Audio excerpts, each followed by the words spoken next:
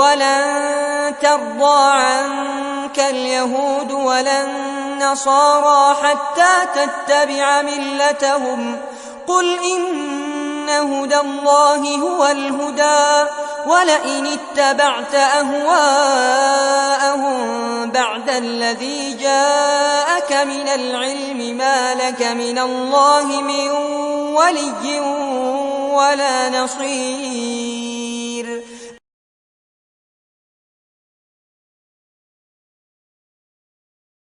اور نہ یہودی اور نہ عیسائی تم سے کبھی راضی ہوں گے یہاں تک کہ تم ان کے دین کی پیروی کرو. کہہ دو کہ اللہ کی ہدایت ہی اصل ہدایت ہے، اور اگر تم نے اس علم کے بعد جو تمہارے پاس آ چکا ہے ان کی خواہشات کی پیروی کی تو تمہارے لیے اللہ کے مقابلے میں نہ کوئی دوست ہوگا اور نہ کوئی مددگار.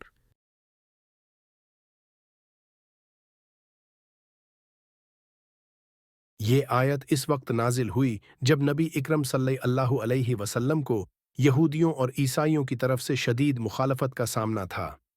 یہودی چاہتے تھے کہ مسلمان ان کے مذہبی طریقوں اور عقائد کو اپنائیں، جبکہ عیسائی اپنی ملت کو بہتر قرار دیتے ہوئے مسلمانوں کو اپنی طرف مائل کرنے کی کوشش کر رہے تھے. اللہ نے نبی اکرم صلی اللہ علیہ وسلم کو ان کے رویے سے آگاہ کرتے ہوئے بتایا کہ یہ لوگ کبھی اس وقت تک راضی نہیں ہوں گے جب تک آپ ان کے طریقوں اور ملت کی پیروی نہ کریں. اس آیت کے ذریعے مسلمانوں کو خبردار کیا گیا کہ وہ اپنی دینی شناخت کو برقرار رکھیں اور یہودیوں یا عیسائیوں کی خواہشات کے مطابق عمل نہ کریں.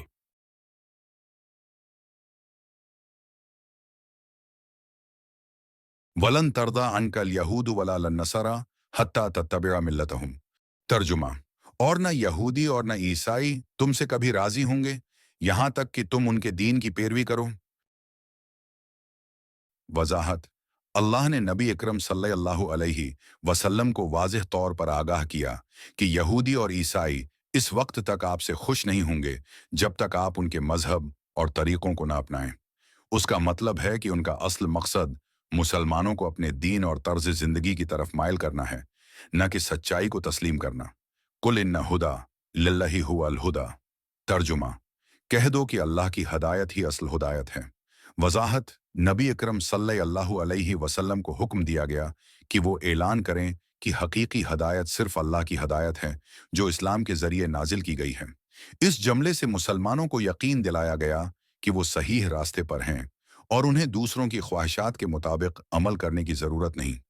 وَلَئِنِ اتَّبَعْتَ أَهْوَاءَهُمْ بَعْدَ الَّذِي جَاءَكَ مِنَ الْعِلْمِ. ترجمہ: اور اگر تم نے اس علم کے بعد جو تمہارے پاس آ چکا ہے ان کی خواہشات کی پیروی کی. وضاحت: اس حصے میں نبی اکرم صلی اللہ علیہ وسلم کو متنبہ کیا گیا کہ اگر آپ علم اور وحی کے باوجود ان کی خواہشات کی پیروی کریں گے تو یہ ایک بہت بڑی گمراہی ہوگی. یہ تنبیہ در حقیقت تمام مسلمانوں کے لیے ہے کہ وہ اللہ کے احکامات کو چھوڑ کر دوسروں کے طریقے نہ اپنائیں. مالک من اللہ من ولیین ولا نصیر. ترجمہ: تو تمہارے لیے اللہ کے مقابلے میں نہ کوئی دوست ہوگا اور نہ کوئی مددگار. وضاحت: یہ انتباہ ہے کہ اگر مسلمان اللہ کی ہدایت کو چھوڑ کر دوسروں کی خواہشات کی پیروی کریں گے تو اللہ کی حمایت اور مدد سے محروم ہو جائیں گے. یہ واضح کرتا ہے کہ اللہ کی مدد صرف ان لوگوں کے لیے ہے جو اس کی ہدایت پر قائم رہتے ہیں. درس اور پیغام: دینی شناخت کی حفاظت. مسلمانوں کو اپنی دینی شناخت کو برقرار رکھنا چاہیے اور دوسرے مذاہب یا تہذیبوں کے دباؤ میں آ کر اپنے دین سے انحراف نہیں کرنا چاہیے. اللہ ہدایت ہی اصل ہدایت ہے. یہ آیت واضح کرتی ہے کہ اسلام کی تعلیمات ہی حقیقی ہدایت ہیں اور ہمیں ان پر مکمل بھروسہ کرنا چاہیے. دوسروں کی خواہشات کی پیروی سے گریز. مسلمانوں کو خبردار کیا گیا کہ وہ دوسروں کی خواہشات اور نظریات کے مطابق اپنی زندگی گزارنے سے بچیں کیونکہ یہ گمراہی کا راستہ ہے. اللہ پر اعتماد. اللہ کے احکامات پر عمل کرنے سے ہمیں دنیا اور آخرت میں کامیابی حاصل ہوگی اور اس کے برعکس کسی کی مدد یا حمایت کام نہیں آئے گی. خلاصہ: یہ آیت مسلمانوں کو اپنی دینی شناخت کی حفاظت، اللہ کی ہدایت پر یقین اور دوسروں کی خواہشات کے دباؤ سے بچنے کا سبق دیتی ہے. حقیقی کامیابی اللہ کے احکامات پر عمل کرنے میں ہے، نہ کہ دوسروں کو خوش کرنے کی کوشش میں.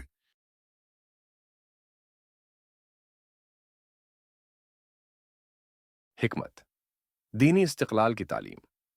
یہ آیت ہمیں سکھاتی ہے کہ مسلمانوں کو اپنی دینی شناخت اور عقائد پر مضبوطی سے قائم رہنا چاہیے۔ دوسرے مذاہب اور قومیں اس وقت تک خوش نہیں ہوں گی جب تک ہم ان کے طریقوں کو نہ اپنائیں، لیکن اللہ کی ہدایت پر چلنا ہی اصل کامیابی ہے۔ ہدایت کی حقیقت۔ آیت میں یہ حکمت موجود ہے کہ حقیقی ہدایت صرف اللہ کی طرف سے آتی ہے، اور کوئی بھی انسان اپنے طریقے یا خواہشات کے ذریعے سچائی حاصل نہیں کر سکتا۔ دوسروں کی خواہشات کی پیروی سے گریز انسان کی خواہشات اکثر گمراہی کی طرف لے جاتی ہیں۔ یہ آیت ہمیں خبردار کرتی ہے کہ اللہ کے احکامات کو چھوڑ کر دوسروں کی خواہشات کی پیروی تباہی کا سبب بن سکتی ہے۔ اللہ کے علم اور ہدایت کی فوقیت۔ اللہ نے نبی اکرم صلی اللہ علیہ وسلم کو واضح علم اور وحی عطا کی، اور یہ علم تمام مذاہب اور فلسفوں سے برتر ہے۔ اللہ پر اعتماد۔ یہ آیت مسلمانوں کو اللہ کی ذات پر مکمل بھروسہ کرنے کا درس دیتی ہے، کیونکہ اللہ ہی حقیقی ہدایت دینے والا اور مددگار ہے۔ قدرت۔ اللہ کا علم کامل ہے۔ اللہ نے یہودیوں اور عیسائیوں کی نیت اور ان کی اصل خواہشات کو واضح کیا، جو اس کے کامل علم کی علامت ہے۔ ہدایت پر استقامت کی تاکید۔ اللہ کی قدرت سے نبی اکرم صلی اللہ علیہ وسلم اور مسلمانوں کو یہ حکم دیا گیا کہ وہ ہدایت پر ثابت قدم رہیں، چاہے مخالفین کچھ بھی کریں۔ اللہ کی مدد اور حمایت۔ یہ آیت ظاہر کرتی ہے کہ اللہ کی مدد اور حمایت صرف ان لوگوں کو حاصل ہوتی ہے جو اس کے احکامات پر عمل کرتے ہیں۔ اختلافات کے باوجود حق کی برتری۔ اللہ نے اپنی قدرت سے یہ واضح کیا کہ حق ہمیشہ باطل پر غالب رہتا ہے، چاہے دوسرے مذاہب کے لوگ کتنی بھی مخالفت کریں۔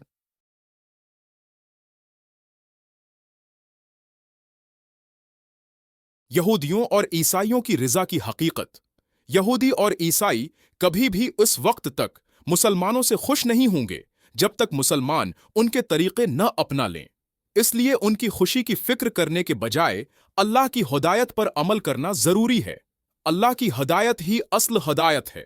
مسلمانوں کو یہ یقین رکھنا چاہیے کہ اسلام کی تعلیمات ہیں ہی حقیقی ہدایت ہیں، اور دوسرے مذاہب یا نظریات سے متاثر نہیں ہونا چاہیے۔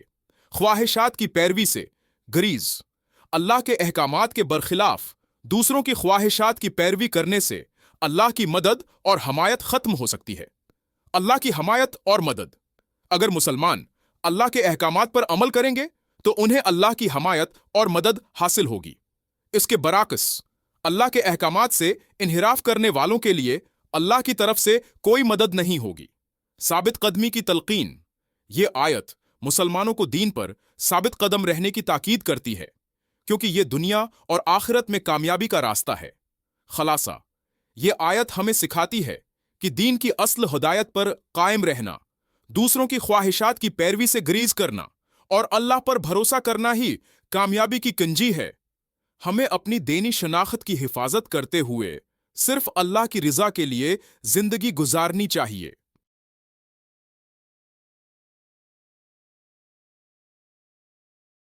اپنے اصولوں پر قائم رہنے کی مثال ایک طالب علم جو ہمیشہ ایمانداری سے امتحان دیتا ہے، دوستوں کے دباؤ کے باوجود نقل نہیں کرتا، کیونکہ وہ جانتا ہے کہ اس کے اصول اور ایمانداری ہی کامیابی کی اصل بنیاد ہیں۔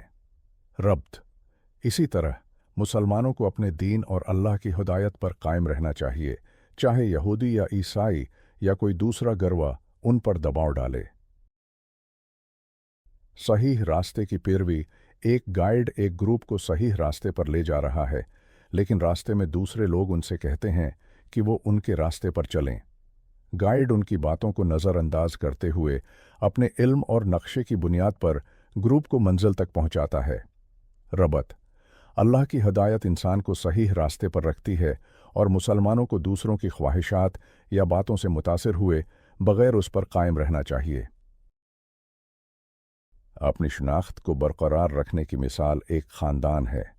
اپنے ثقافتی اور اخلاقی اصولوں کو مضبوطی سے تھامے رکھتا ہے، حالانکہ ارد گرد کے لوگ ان پر تنقید کرتے ہیں یا انہیں تبدیل کرنے کا مشورہ دیتے ہیں۔ ربط۔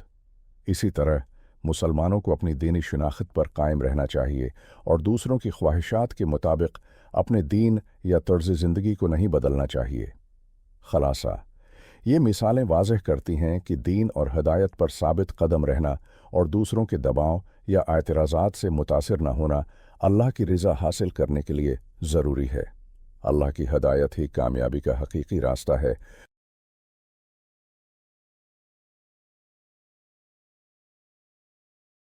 دینی شناخت کا تحفظ۔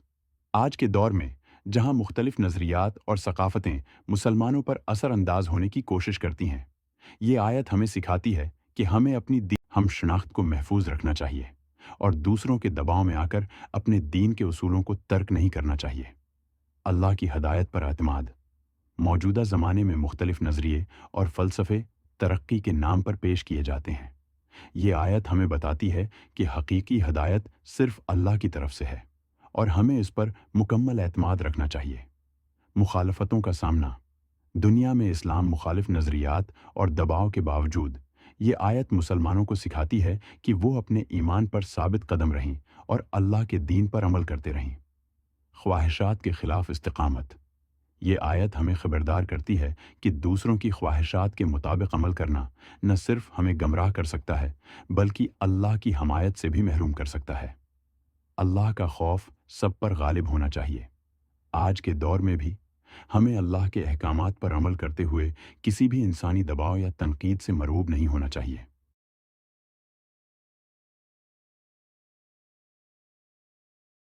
اللہ کے احکامات پر یقین۔ ہمیں یقین رکھنا چاہیے کہ اللہ کے احکامات حق ہیں اور دنیا کے کسی بھی نظریے یا خواہش سے برتر ہیں۔ دوسروں کی خواہشات کی پیروی نہ کرنا۔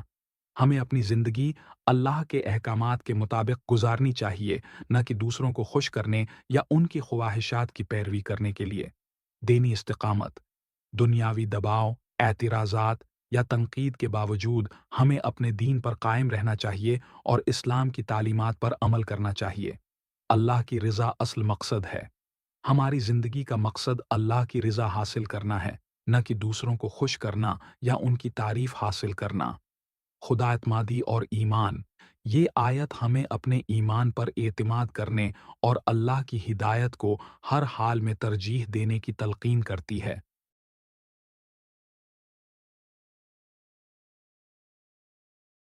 اللہم ثبتنا علی دینک وجعلنا من المستقیمین فی طاعتک۔ اے اللہ، ہمیں اپنے دین پر ثابت قدم رکھ اور ہمیں اپنی اطاعت میں استقامت عطا فرما۔ آمین۔ اللہم ارنا الحق حقا وارزقنا اتباعہ وارنا الباطل باطلا واجنبنا اتباعہ۔ اے اللہ، ہمیں حق کو حق دکھا اور اس پر عمل کرنے کی توفیق عطا فرما، اور ہمیں باطل کو باطل دکھا اور اس سے بچا۔ آمین۔ اللہم اجعل رضاک هو غایتنا واہدنا الی صراطک المستقیم۔ اے اللہ، اپنی رضا کو ہمارا مقصد بنا دے اور ہمیں اپنے سیدھے راستے پر چلا۔ آمین۔